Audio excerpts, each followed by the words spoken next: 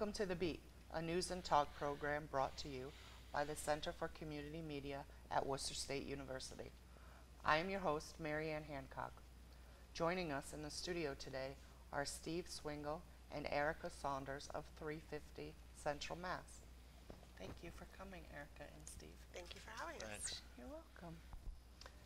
So, Errica or Steve, what is the mission of 350 Central Mass? So 350 Central Mass is a grassroots volunteer-led nonprofit organization that works to combat the climate crisis.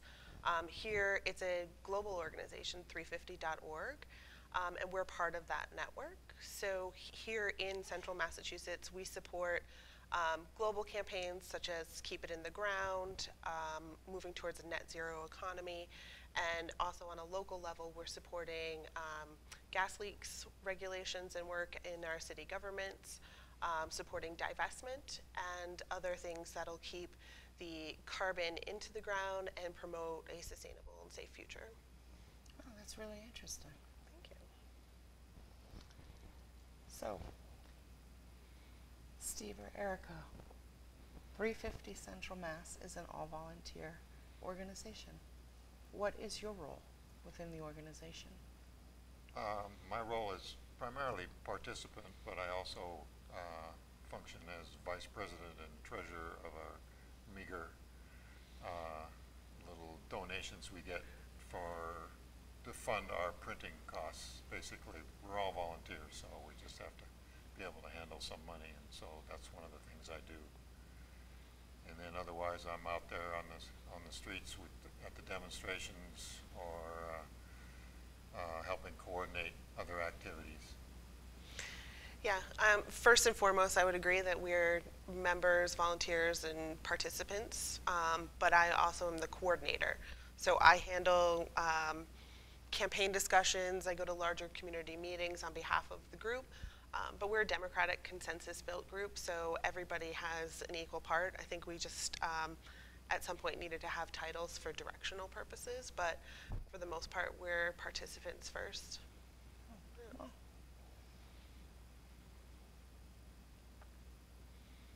You had mentioned earlier, Errica, the Keep It in the Ground campaign. Can you explain a little bit what that is? Sure. So 350.org began a Keep It in the Ground campaign several years ago.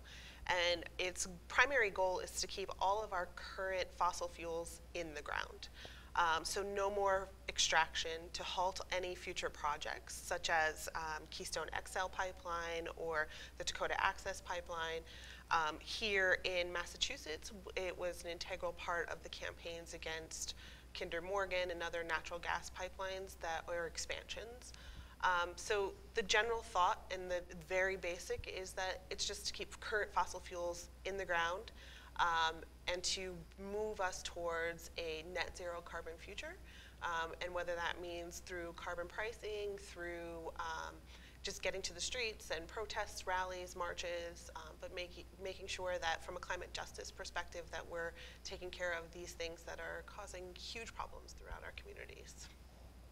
Interesting. You had mentioned the gas pipeline in Massachusetts. Was that in north central Massachusetts? It was, yeah. So there was a group of, we actually can't take credit for a lot of the work that they did because it was all community-based, who worked with an organization called No Frack Gas in Mass and basically halted, paused, if you come from an industry standpoint, but they halted a new pipeline from being built. Yeah. That's great. Yeah. Yeah, in the spirit of the season, this pipeline is technically dead at the moment, but Correct. It's really more like a zombie. They tend to keep coming back, Yeah. and we have to keep our eyes out and make sure we don't get caught by surprise with another fossil fuel project which is destroying our atmosphere. Right. Yes. So are there any other major projects that 350 Central Mass is working on right now? Well, we have an ongoing campaign urging folks that have their money tied up in the same banks that are funding these various fossil fuel projects, both the extraction primarily in places like Pennsylvania, the Dakotas, northern Canada, to get people locally who have their money parked in banks that are financing this, because the oil companies and the pipeline companies don't have their own money. They borrow the money from the banks to build these structures. So we're trying to put pressure on the customers of the banks to withdraw their money from these climate destroying projects. So banks like TD Bank, TD stands for Toronto and Dominion. That might tell you where the gas is coming from. And Bank of America has got their fingers in a lot of pipelines which are denigrating the planet. So we're trying to spread the word. We do public pickets of these banks, usually one of them in town 1 day a week. Oh, wow. So you might see us with our signs out there urging people to think twice about where they're putting their money and what they're going to do with it. We tend to encourage people to put their money with local banking or credit union institutions that aren't investing in these multinational extractive industries. We're also working with local organizations to talk about the active gas leaks here in Worcester. So our concerns were definitely peaked, so to speak, when the Merrimack Valley incident occurred. Though we've been watching gas leaks throughout Massachusetts for a really long time. So one thing that we're doing is working with other grassroots and volunteer-led organizations here, specifically in Worcester, to work with our city council to really do something about what's happening with the failing infrastructure. And it's failing because it is so outdated. And then on a solutions piece, we also are working towards bringing community solar projects and other renewable projects to Worcester, so that folks who are in our low-income communities can have an opportunity to take advantage of renewable energy, whether it's through shared community share. So, say a church or someone puts panels on their roof, you can purchase a panel and get the tax break, or that energy goes back into the grid. And so then local communities can take advantage of that happening and see reduced rates in their electric bill because they're purchasing off-site renewable energy. All of these are really great things. And there are also local communities who are working on creating municipal renewable energy projects, which are really exciting. There's a lot happening in Central Mass, and a lot of it's really positive, and making a good effort with a lot of our communities. Yeah, that's what it sounds like.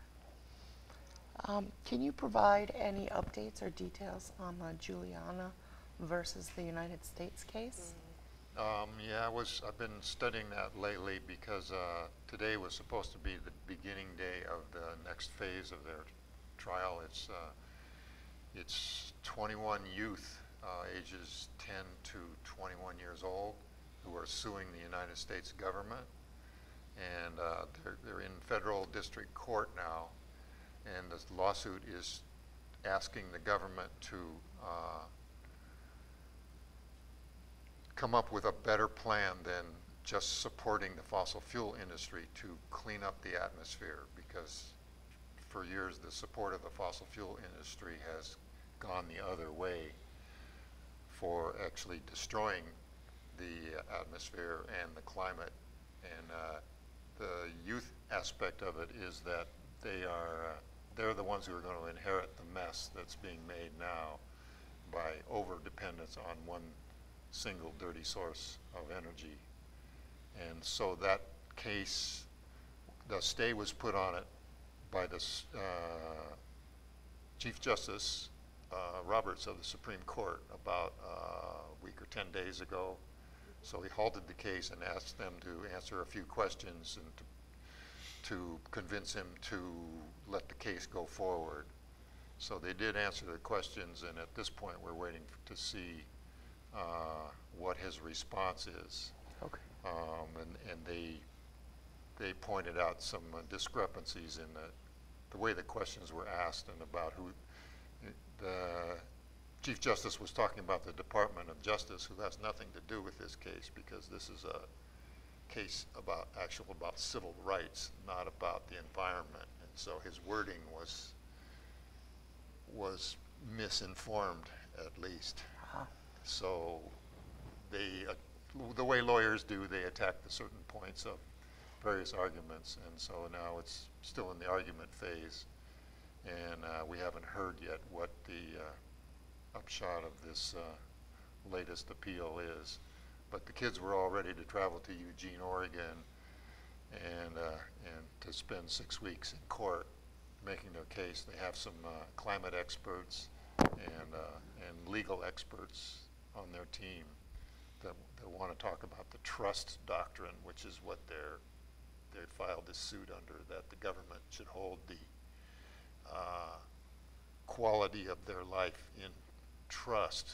That means the quality of the atmosphere, the land, the place where the Americans are going to live is the responsibility of the government, and the government has been failing at this. That's their argument. Okay. So that's sort of the status. We had a little meeting about this to spread the word about how the case was going, and we had that was here in Worcester yesterday, and just to inform some folks and how to get more involved. Okay. So I would urge anybody to just check out either Julianna VUS or Our Children's Trust. Okay. Is a good website to get more details on that. To Our Children's Our Trust. Children's Trust, yeah. .org. .org. Okay. .org, yeah. Great, thank you. So in the interest of protecting the environment for our children and our children's children, what is one thing that we can do, the viewers, to decrease our carbon footprint?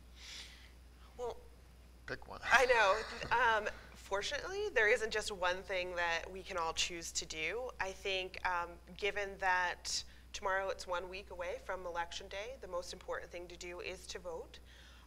Having the right people in all levels of government, local, state, and federal, actually ensures that we have a right to bring lawsuits and we have a right to protection, not just for us, but for the environment, for conservation, and things like that. There's always so much more that we can do. We can take more public transportation, we can reduce our meat consumption, but I think most important, and the thing that we talk about the most, is we should be consuming less. And we should be working towards rebuilding, replacing, recycling things, and using less, consuming less, and being part of our communities more. And so whether that's through walking, biking, public transportation, but being a part of moving that forward will help as activists for us to build things better. There's a lot of talk in Worcester about a lot of changes that are coming in. We're all very excited about that, but we think it should be done in the right way. And the right way is a sustainable way. And there's no reason why we can't request that to happen.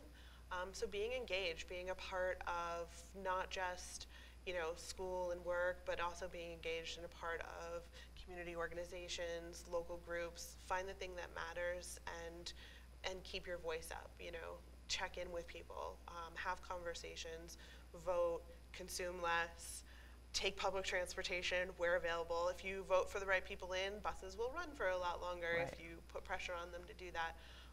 But be part of our communities and hear what they need and be vocal about that. Okay. Yeah.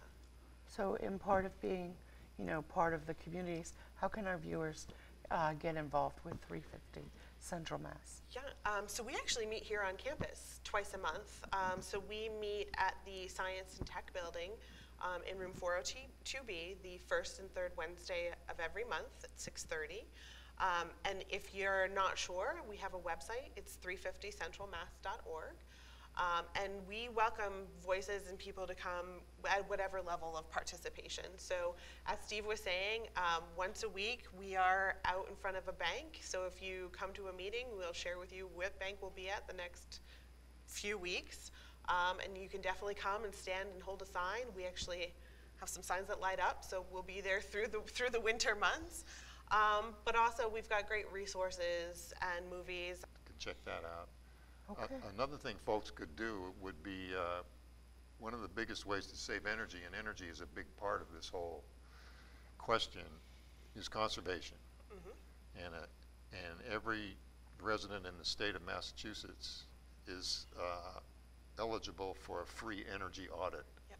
through their, I guess it goes through Mass Save. Yep. So it's Mass Save.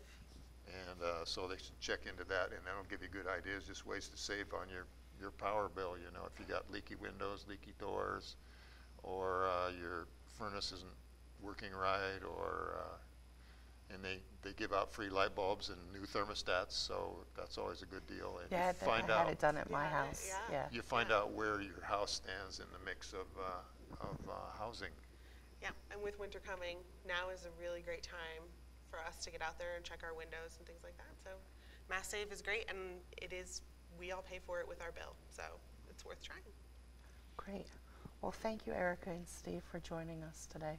We really appreciate you stopping by. We're happy for to be having here. Thank you very much. 350 Central Mass. Sounds like a very interesting organization doing really important work. All right, and you can look for us occasionally at sustainability fairs and Yeah. other events We're here on around. campus as well. Other events as well. Great. Thank you very much. Thank you. Thanks a lot. Thank you for watching this segment of The Beat. Please remember to like our Facebook page and follow us on Twitter. We'll see you next time.